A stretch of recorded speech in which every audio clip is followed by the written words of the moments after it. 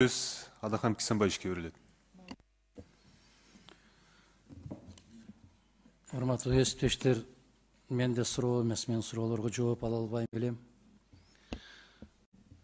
Бир өтө кыйын жагдайга калып калды өлкө. Мына азыр министрлер кабинетинин башчысынын орун басары чет жакка кетүүчү адамдардын санын көбөйтүү боюнча иш жүргүзүп атабыз деген сөз. Бул уят маселе.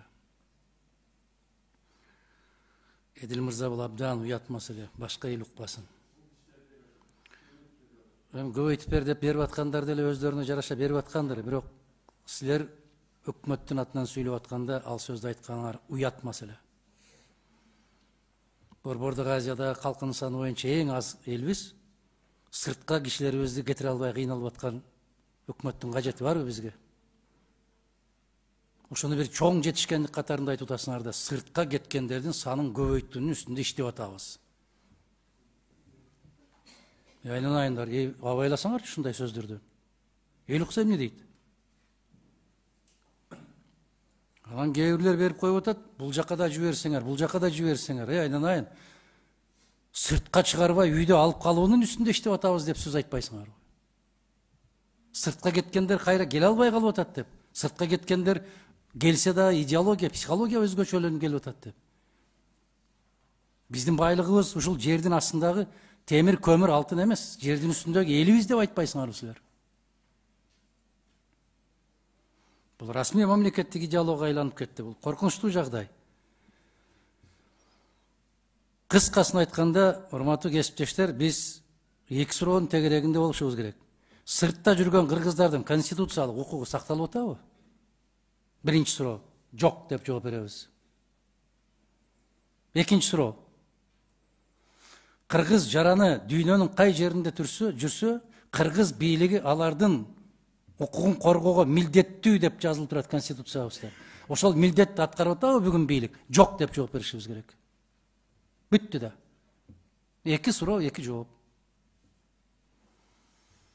1.118.000 киши Россияда 1.063.000 киши Россияда иштеп атыптыр. Алардын жарандык укугу сакталып атабы? Жок. Шайлоо укугу сакталып атабы? Жок. Анан эмне деген суроо беребиз биз башка? Эдил мырза, либералист катарында, демократ катарында, адам укугун коргоочу катарында каттуу кыйкырчу элеңиз. Ар бир жарандын укугу бизге маанилүү деп. Сиз айтыңызчы, Россияда канча жарандын укугу, шайлоо укугу сакталып атат? Канча пайыз? Ооба. Шайлоого катышуу укугунун канча пайызы сакталып атат? Урматтуу Адахан Кимсанбаевич, сиз дасыккан юрист катары билесиз. Сыртта жүргөн биздин ар бир жаран тең укуктуу. Ал 1 миллион киши топ болуп жашайбы, же бир канча мамлекеттерде 1 киши жашайбы? Значит, биз чет өлкөдө ошондой шарт түзүп аткан болсок, анда Зимбабведен баштап, Аргентинага чейин бардык мамлекеттерге ошондой шайлоо участкасын ачып беришибиз керек. Ал бир жерде мындай көп экен деп туруп, бир жерде аз экен дегенде. Жок. Эдил мырза, жок. Эгерде шайлоочулардын саны 2000ден ашса, шайлоо участкасы түзүлөт. Шайлоо кодекси боюнча. Ал жерде 5, 10, 20, 30, 40 миң болуп, анда эмес. Кеп мыйзам жөнүндө кетип атат.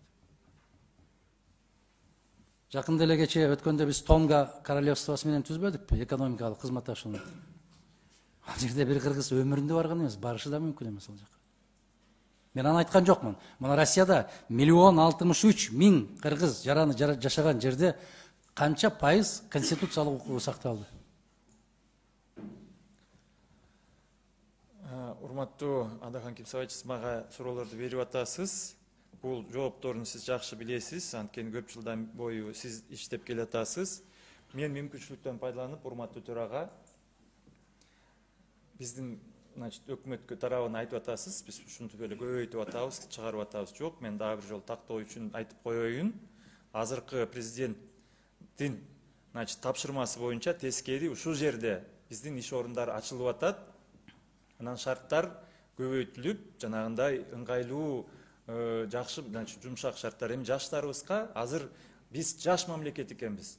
Жылына эмгек рыногуна 180 миң бала чыгып атат. Бул өнүккөн мамлекеттер үчүн дагы бир проблема болушу мүмкүн. Ошондуктан ал сөздөрүңүзгө биз ал өзүңүздө бирок урматтуу Адахан Кимсанбаевич, мына кечээ күнү өткөн бир канча күн мурун сиздин партияңыздын жооптуу бир мүчөсү биздин мамлекеттин бүтүндүгүнө, керек болсо мамлекеттүүлүгүнө шек келтирилген бир сөздөрдү айтып атат.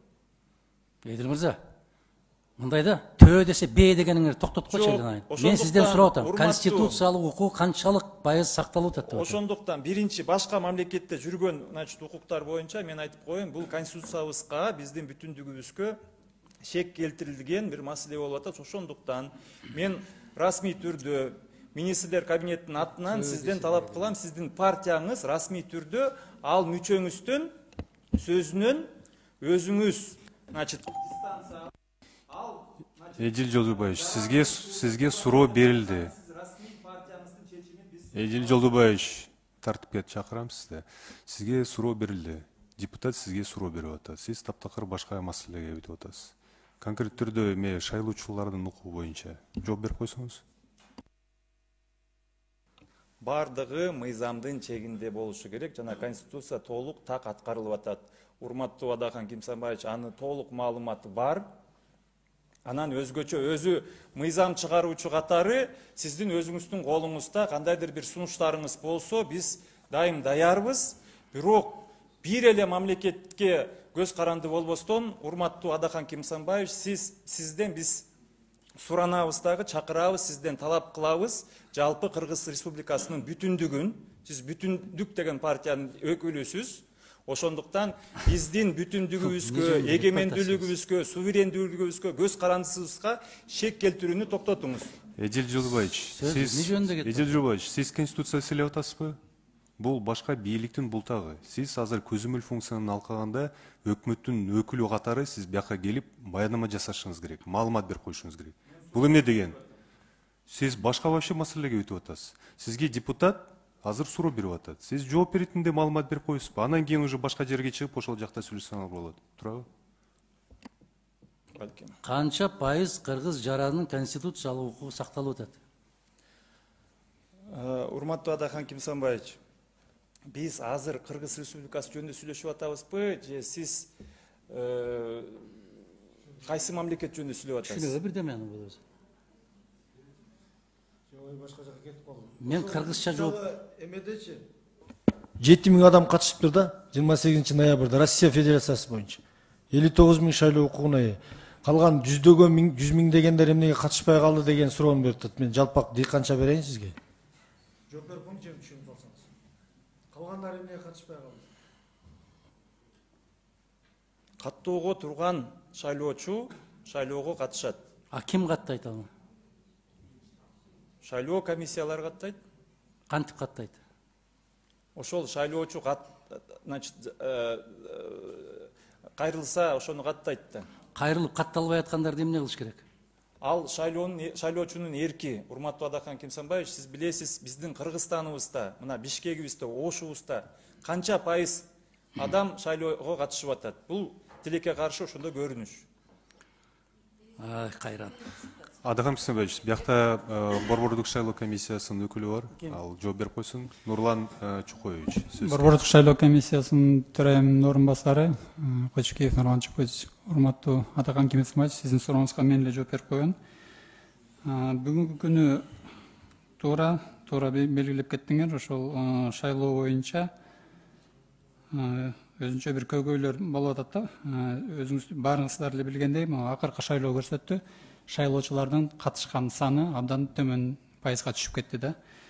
Өзгөчө чет өлкөлүк катышкан шайлоочулар боюнча айта турган болсок, биз акыркы жылы 21-жылы дагы 10 участокты ачкан болчук. Чет өлкөлөрдө, Россиядагы жалпысынан алганда бардык шайлоо участкалары 59 түшкөн. Шайлоочулар катталган шайлоочулардын саны 84 128 адам түшкөн болчу, бирок шайлоого келип катышкан адамдардын саны болгону гана 9825 адам болду. Мындайча айтканда 11068. Кыскача айтканда мындай. Урматтуу Чыңгыз Азаматович, биздин бийлик сыртта жүргөндөрдү мүмкүн болушунча шайлоого катыштырбаганга бардык аракетти жасайт. Бул арам ой. Биз билебиз анын түбүнөн. Экинчиси, кайран берген суроо деп айтып атпаймынбы? Мына ал Ички иштер министрлигинин орун басары болуп турат. Бизде жанагы документтерин жоготуп жиберген кыргыз жарандары аябай чоң азапка түшкөн да. Документин жоготуп жиберген кыргыз жарандары элчиликке барат. Элчиликке барса полициядан справка алып кел дейт. Полициядан андай справка алыш дээрлик мүмкүн эмес. Мен тек гана ушуга көңүлүңөрдү буруп койгум келет. Жооп издебейм мен, жооп азыр кажети жок. Экинчиси, ушул убактылуу иштеп аткан кыргыз жарандарынын эмгек келишими боюнча дарыгердик камсыздандыруудан катталган, бирок алардын балдары катталган эмес.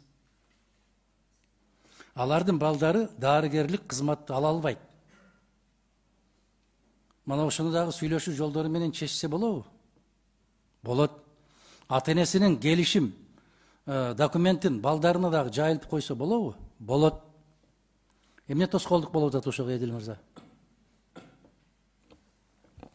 Урматтуу Адахам Кылсанбаевич, бул азыркы учурда Евразиялык экономикалык биримдигинин алкагында келишимдерибиз бар. Ошондой шарттар тиги эмгектенүүчү биздин жарандын мүчөлөрүнө, жалпы үй бүлө мүчөсүнө бардыгына жайылат. Ошон үчүн камсыз кылышы керек. Ал жерде менимче бир канча биздин балким бир канча эмгек мигранттардын өздөрүнүн маалыматы жетишсиз болгондугунан болуп атат. Анткени билесиздер, көпчүлүгү ошол эле балдарын мектепке орнотуп, поликлиникага катталып, пенсия фондуна катышып, бардыгы иштеп атат. Менин оюмча бир жерлерде маалымат жетишпеси керек да.